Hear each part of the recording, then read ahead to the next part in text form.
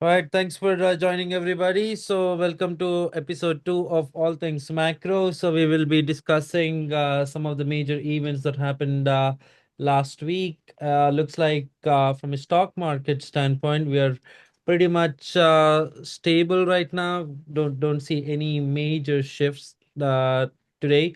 However, there is change in oil price. We hit above $100 a barrel. So, yeah, we will. What do you guys think? Should we talk about oil first and then continue from there? Right? All Sure, right. yeah. Sounds Yeah. like a great Yeah, agenda. All right. Cool. Yeah. Let's get started. So, yeah, oil. I'm seeing that this Hormuz is still jammed with a lot of containers. Dave, you want to share your thoughts on what's going on? Well, they're afraid to go through there. I think there's rockets still going in there, and people are afraid to go through. And 20% of the world's oil is goes through there. So there's a supply shock, right? There's less oil for everyone.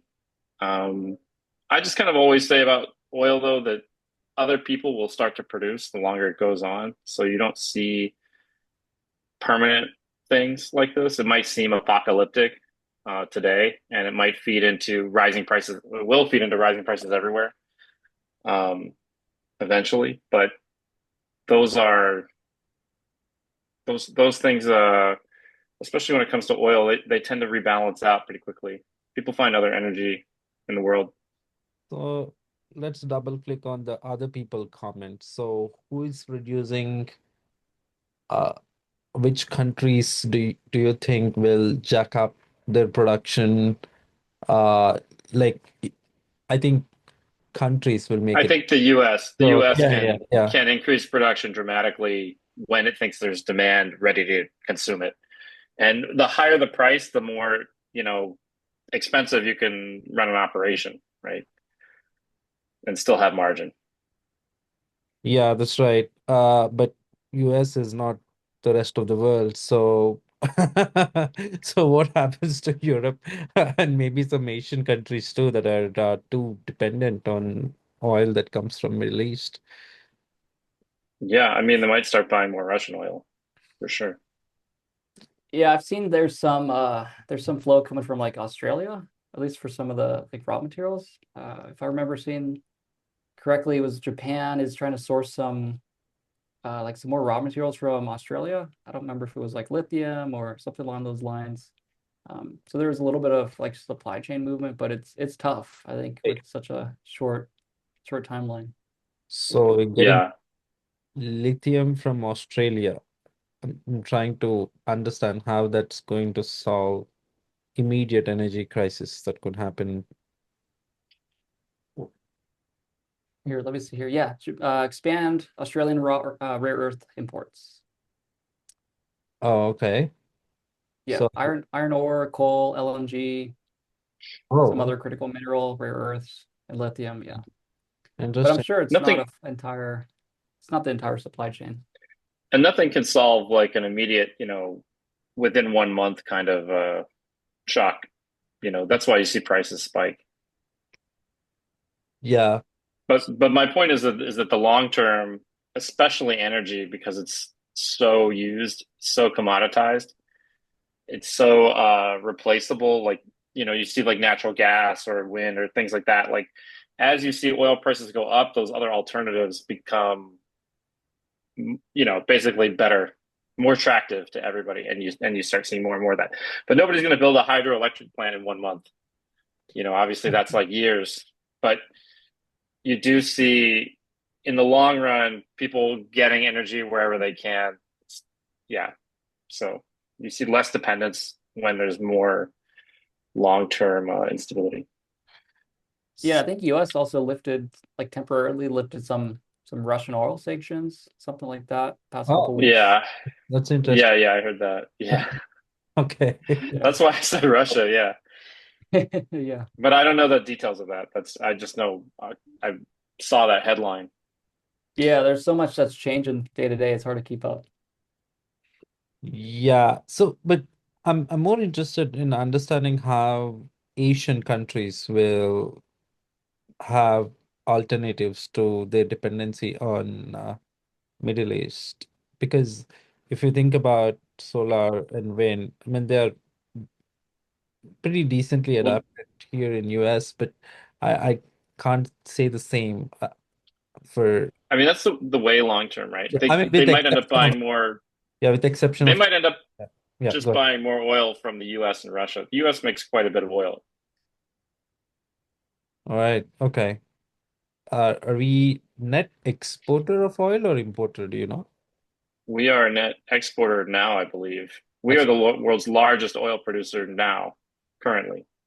That we overtook Saudi Arabia at some point in the last 10 years. I don't know when, that but yeah. that's good. So why do you think we don't see some of that reflected in the oil price? For example, every time there is something going on in Middle East, the oil prices will jack up. So what is baked into that pricing that There's a price? lot of things going on there. So oil is basically the way to think about oil is it's like heavily commoditized, almost like a dollar bill. Like there's a certain rate for oil because it's so used everywhere and it comes from a lot of places too. And the issue is that it takes a certain amount of money to extract the oil. So if oil is like $40 a barrel, you don't want to maybe do like deep sea oil extraction because it's just not worth it. But if oil is $100 a barrel, then it is worth it. So Saudi Arabia could extract oil really, really cheaply.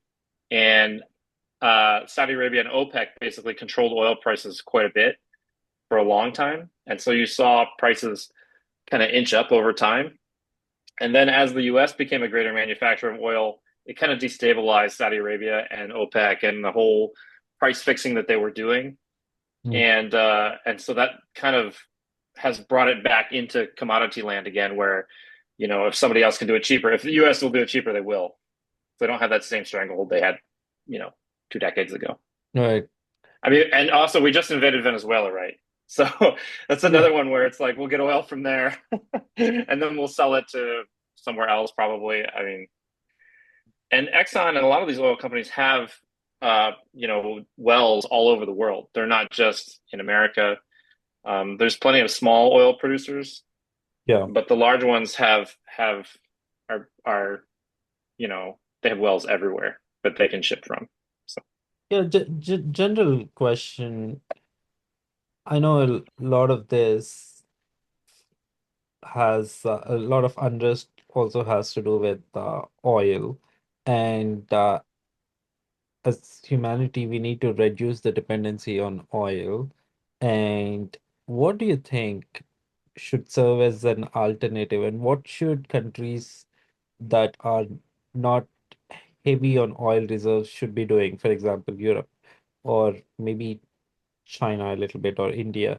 So there's a lot of energy requirement. There's not enough, and these countries are heavily dependent on oil reserves. So what are your thoughts on what these countries should be doing from a policy standpoint to reduce energy dependency on oil? Yeah. yeah, I'll let Well, you go. yeah, it's tough because subsidies is a pretty easy answer to say, but at the same time, it also increases government spending, which could lead to further inflation.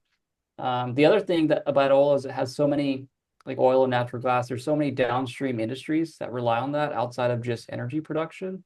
It feeds into fertilizer, feeds into plastics, feeds into things that like go into cars and fabric. So there's so much intertwined that's not just energy production that it's hard to uh, fully say that like moving to renewables will solve every issue because at the same time there's like virgin plastics where you should really be using recycled, but it's cheaper to use virgin plastics than recycled. And so there is like a big conflict there between trying to get people off of like legacy supply chain production into like more renewable source without um, like externality forces that aren't from the market themselves.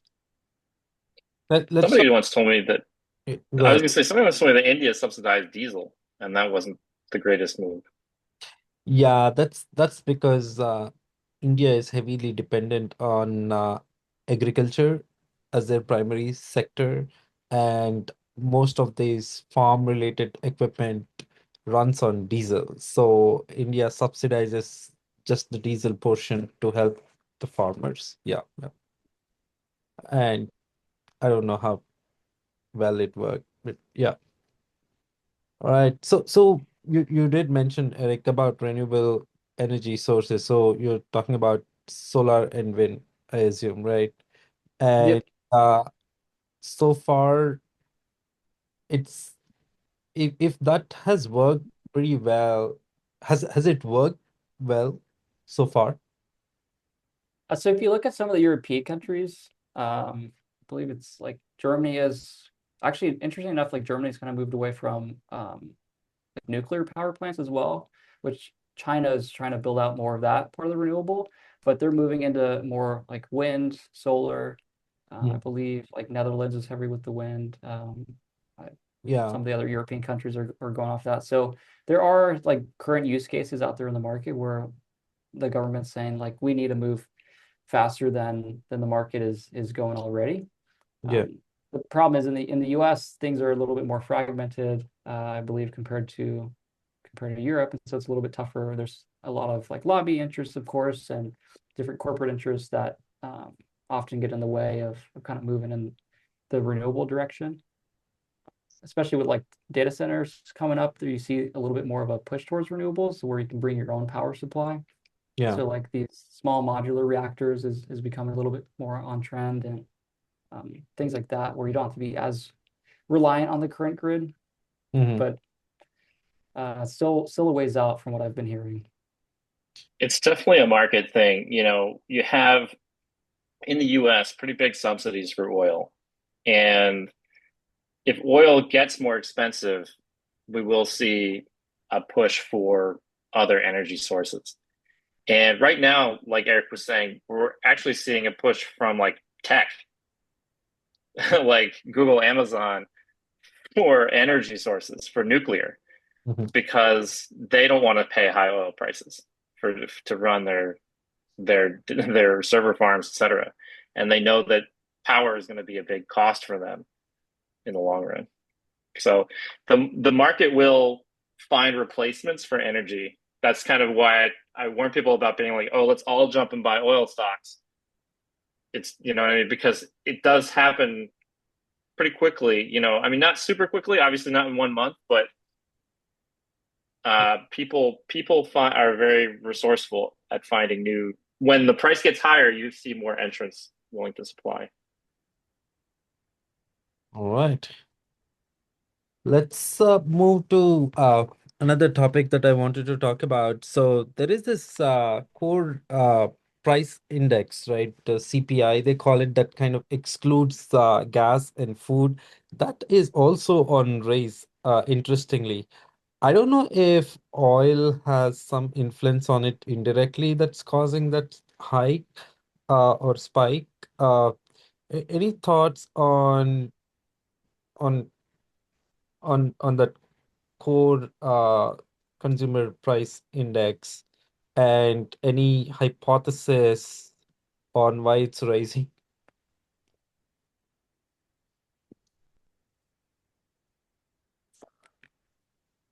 Yeah, well, Should I? yeah, go. You can go ahead, Dave. No, okay.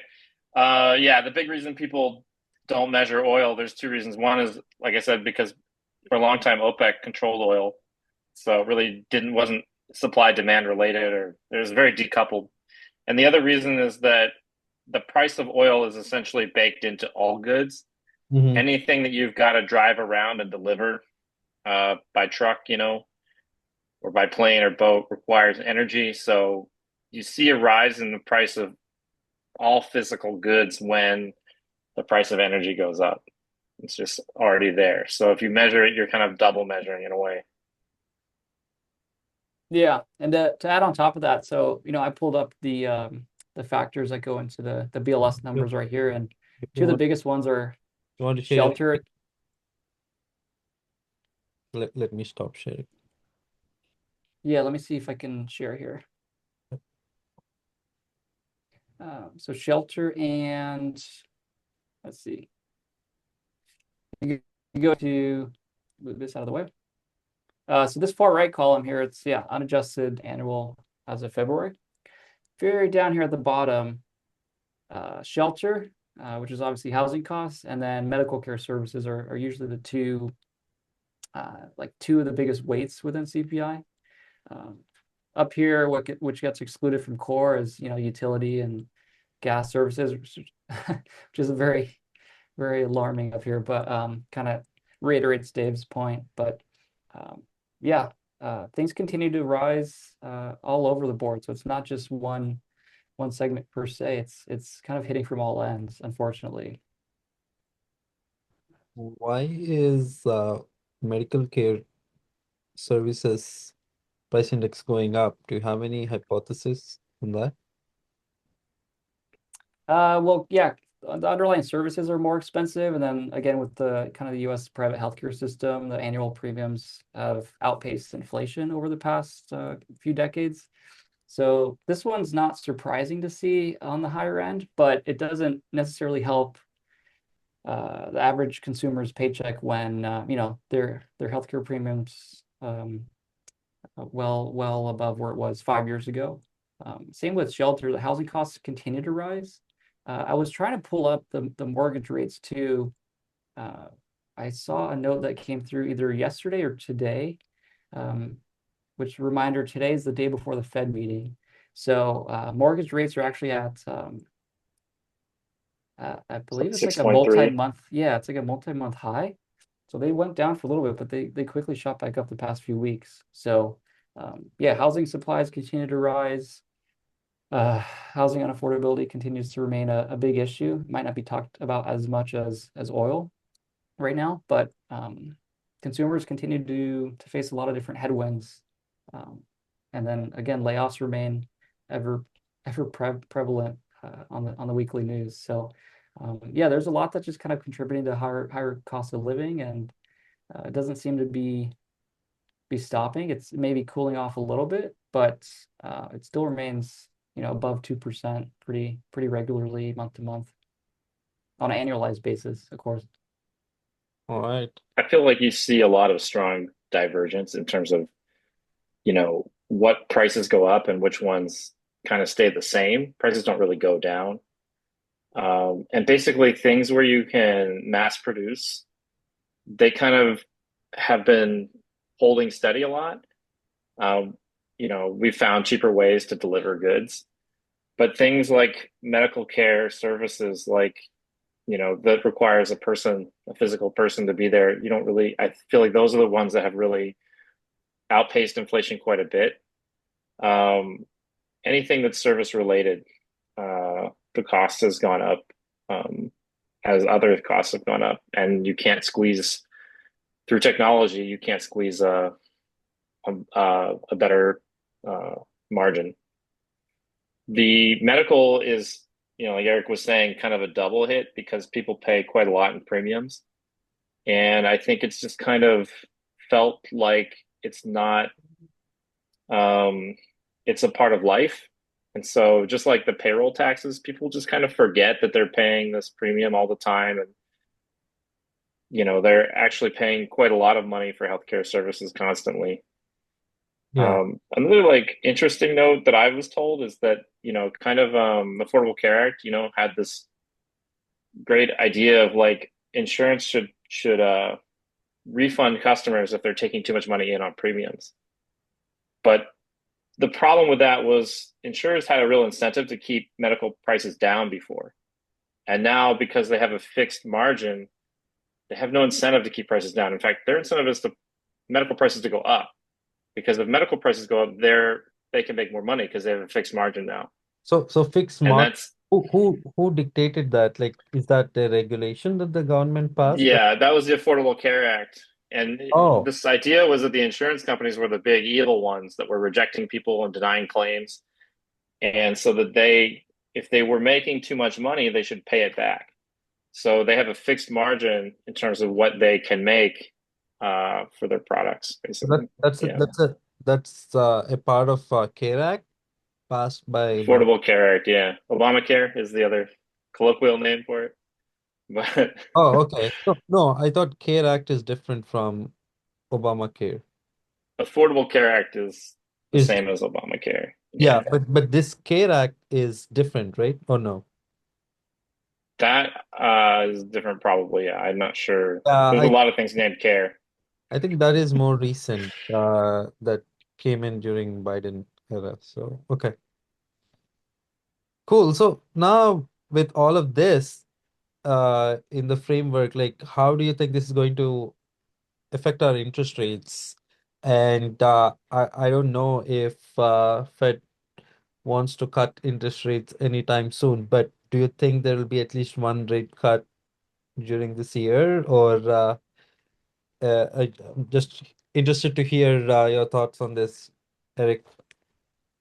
Yeah, so I actually have this pulled up here. I was looking at this earlier. You can look at Fed futures markets, and they're pretty good insight on kind of the market's view of where rates are going. It's a little bit So wait, of a consensus view for tomorrow. so Um, tell me about this Fed Watch tool. What are you referring to for those people who are not aware of the yeah, website? so essentially the market can trade futures contracts on where they believe the overnight interest rate is going to be, depending on the expiration date. And so this is CME Group, so one of the big kind of marketplaces within options and futures. And on their website, you can see all the different expiry dates, which correlate to the Fed meetings, which happen about like every 6 to 8 weeks. So we have one coming up tomorrow. Today is March 17th. And tomorrow's actually Jerome Powell's last meeting, from what I've heard. I thought it was in April, but I supposedly it's tomorrow. Hmm. So it'll be interesting the color of his tie. Some people think what purple tie is good, and if it's not purple, it's not good. But this has held steady for a while. I believe even before what has been going on in the Middle East. So market doesn't really believe that rates are going any lower, at least in the short term. A lot of that I have heard is because of employment numbers, where a lot of the employment growth has come, oddly enough, in the healthcare sector, with remaining industries actually seeing job losses over the past year. As you click through the rest of the year, you can get a little bit of insight on where, the market might think there's, we'll go here. Oh, this is Yeah, once you, interesting. So, okay, so it gives that it's like a prediction model that. yeah, you can essentially back into a prediction model through the interest rate contracts. And Okay. so if you go out to April's pretty similar, where, they don't think it's cutting. Yeah. June's, it's kind of similar. There may be a cut. They don't know So, with Kevin so Warsh. Eric, based off of your experience, how much this should indicate for a real rate cut? Like, is it about 70% or In the short term, like, 3 months, 4 months out, it's probably about that, like 75%. Once you go past couple quarters, it's pretty hard to determine. A lot of that comes from Fed speak, as we've been, talking about in our macro class. okay? But on top of that, you have, again, CPI numbers, which we've been keeping an eye on, unemployment numbers, which there was a revision recently, which shows essentially no job growth last year. And so with the current increase in oil prices, potentially slowing, continuing to slow labor market, the market's a little bit unsure once you go out to the end of the year, where rates could be. So you can see, Yeah, they think there's about a 40% chance they cut at the end of the year, but this is how it looked like. Last year they thought it was going to be, they thought we'd probably be in the like high 2% range for the overnight rates, but that hasn't proven to show. okay. With So, basically everything, Here's it's the further you get out, the harder it is to predict anything in the Yep. world. Just like the weather. You go Yeah. So 10 days were pretty good, and 100 days, you so know. yeah. overall, is it realistic to expect that there will be at least one rate cut this year, or it could be more? or maybe two? My Um, feeling, I'll just yeah, say go that ahead. my feeling is actually that the Fed is in the same boat that a lot of us are in, which is that there's a lot of stuff going on. There's a lot of kind of conflicting signals. Um, they don't they don't know either. That's my honest opinion. And if they don't know, they're going to hold tight and they're going to project confidence. Mhm. So, they're going to state the numbers. They're going to say we look good, 2% CPI. We're pretty close to that in the most recent numbers, I think. Yeah, Um, Employment, everything is within where it should be. So they'll probably say something. We will look to see how conditions improve or worsen. yeah, Something very cryptic like that, yeah.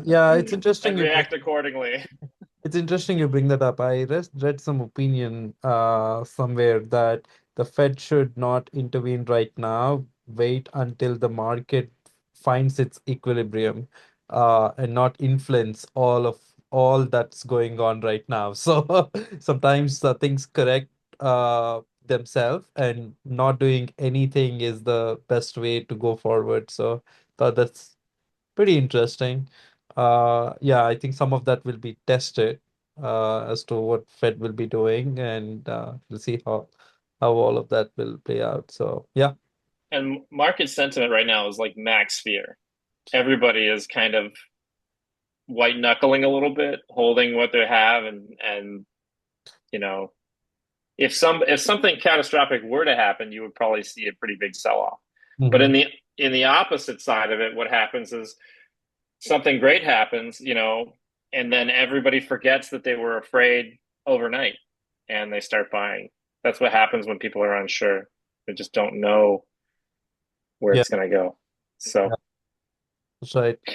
Uh, any closing thoughts, Eric, on No, I guess just to kind of close off here, you can even look historically how, previous expiration dates have traded. So, December was maybe January was the most recent one, but you can see here like, you when it was about what, 8 months, 9 months out, you can see there's a pretty good spread of where the market thinks things are going. And then as you get more info, you start to cause some disruptions in the macro markets, then things start to flatten out a little bit. So yeah, again, what Dave says, once you get more than like a couple quarters out, it's pretty much anyone's game. No one really knows where things play out. There's a lot of lag within the data, and lag within how the Fed's actions get implemented too into the economy. So all right. right now, it definitely seems like sit and wait. Yep. All right, Dave, you wanted to talk about what's going on in Japan. From well, just very what's briefly. all of that about? So, a lot of things that we talked about in the macro class are interesting to me. We talked about how, you know, low rates will cause you to depreciate, etc. And Japan did a lot of things which puzzled me for a long time. They had interest rates near zero for like 20 years. They didn't see much depreciation. They didn't see much inflation. All that stuff doesn't sit well with me. I'm a little bit of a skeptic when it comes to inflation. When I hear inflation numbers, I just don't really think the full science is in on how we measure and talk about inflation. So since COVID, basically, well, before COVID, the yen was basically like 100 to a dollar. That it went up, it went down, but it tried to stick in that range. After COVID, we saw in this decoupling, extreme decoupling, and in 2022, it peaked. Or I'm not sure if it's gone up higher since then, but it was going pretty exponential, and so the Fed raised rates pretty drastically to stop it and really threw water on their stock market, which was never strong to begin with, and it brought it down. Was it like maybe 160 yen, and then it went down to 140. But now we're seeing it climb again. So you're saying you And even the inflation numbers of Japan, or just in general, or I'm actually talking about depreciation versus the dollar, not inflation, because their prices actually didn't move that much. But versus the dollar, the yen was losing value extremely fast at a rate that was probably, So, if I were Japanese, be very scary to me. so that And so that, their currency. Do, yeah, their do, do, currency. do you think that is to jack up their exports and make their exports cheaper? That could be. I don't think it was on purpose. I don't think it was on purpose at all. I Okay. think that they like the 100 yen to the dollar. They like feeling like they have some control over their economy. Like, oh, we're riding with the U.S. We're right on track. Mm-hmm. Going up to 120 every now and then or down to 90, that's fine. That spike to 160 was definitely not something they wanted. And so they tried to bring it down, but now it's going back up again. I think it's at 160 right now as well. And I just feel like this kind of way of thinking about it, where we're going to use the Fed rate to kind of control these things, I think it's a little bit, personally, it doesn't make that much sense. I feel like it's a temporary thing because so much of it is psychological, where you put like it's almost like putting a blanket over a fire or something, and then you say we put the fire out. Well, sometimes you do, but sometimes you take that blanket off and there's still a lot of fire, and it goes back. So I think that there this is some speculation, but I think that keeping rates low for 20 years has got to have major impacts. And I feel like that's what they're seeing now. And COVID was kind of the catalyst to cause the whole thing to start rolling. And I don't know when it's going to stop.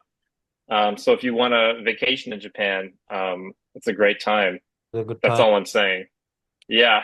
Yeah, I heard some of our full-time MBA students are planning a trip to Japan. Close to 70 or 100 of them. Yeah, yeah. Cool. Yeah. Yeah.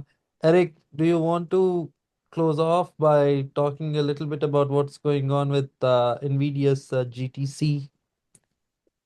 Yeah, a little bit. Try to keep up with it. It's a little bit hard. It's kind of fast moving, but yesterday they announced, I believe they're trying to get up to like $1 trillion of annual revenue. Um, Wow. which if you would have mentioned $1 trillion Wow. of annual revenue like 5 years ago, it's that sounds like a very made up number, but it's yeah, probably likely achievable at this point. Jensen Huang was talking about using their chips in space, data centers in space, and essentially it seems like once they're able to get up there, the problem is not heating or cooling. The problem seems to be focused around radiation. And so it'll Yeah. be really interesting. Really, I, yeah, I, really, really I heard New problems for, new yeah, problems. Yeah. the 21st century. Yeah, I heard some theory that says the portion that faces to the sun will always get the energy to power the data center, and the one that is not facing the sun in the shadow will not need any cooling system anyways. So it's very self-sustaining. So yeah, I know we are laughing about it, but we never know. In 5 years from now, we could be seeing that as a totally realistic possibility. So yeah. Yeah. I mean, we talk about renewable sources. I mean, that's pretty renewable to just have the sun and 100% of the time. Yeah, yeah. And I also heard that we could have data centers in the North Pole that is cold anyways, but I don't know where that is going, but You think space is more likely? that's what I'm I'm hearing. down. So, Space is yeah, it's probably more likely considering like XAI and SpaceX are now one company, and then yeah, I mean Jensen Huang was talking about it, and they're publicly traded, so yeah, yeah, you gotta take it with they- a little bit of grain of salt, but yeah, yeah. it's And also probably. Sundar Pichai is very is very bullish on this space data centers. So yeah, and also I hear there is a whole supply base that's there are the companies that want to support these data centers that are also investing heavily right now. So yeah, cool. All right. So anything else you guys want to talk about? No, tomorrow's No. again Fed Fed meeting with Jerome Powell, so it'll be interesting to hear what he has to say. I think Mhm. um The questions might be interesting. They might not be as hard hitting if he were to remain in that position for another year. But Yeah. yeah, be a fun week in the markets. All right. Cool. All right, everyone. Thank you for your time. So yeah, we'll sign off here. Okay. Thanks for listening, everyone. Yep. Bye. Bye-bye. Bye bye.